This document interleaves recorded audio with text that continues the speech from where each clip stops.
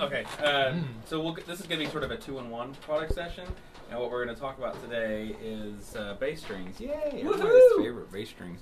So with bass strings, we have two different materials they're normally made out of. Usually they're made out of nickel or stainless steel, and nickel is going to give you a warmer, a little bit darker tone.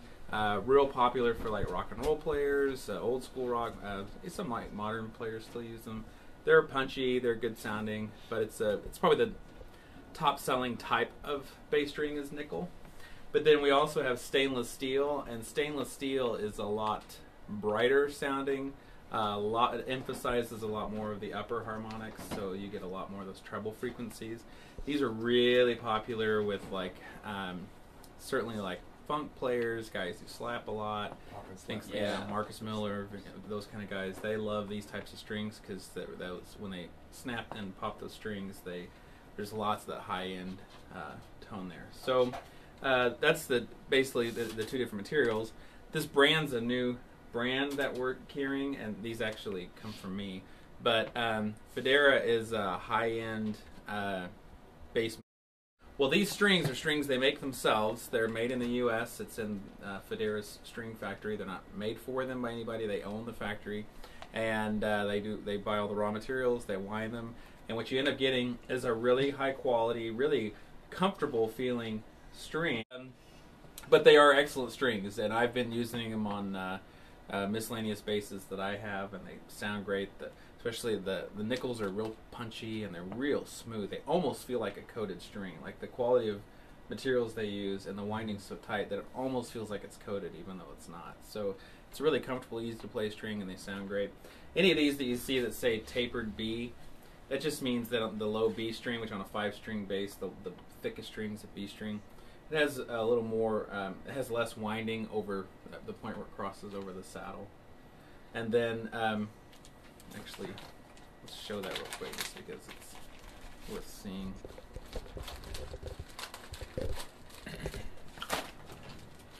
You can kind of see, you have to get close, see how thick that string is there. Then you see here, it's actually much thinner. You see how it starts to get thicker there?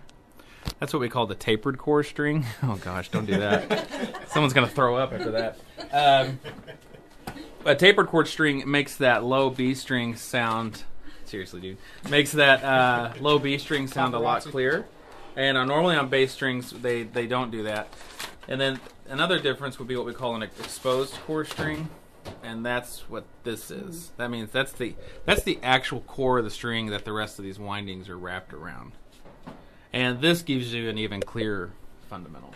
These are what I usually play. But anyway, so tapered gives you a little better low B.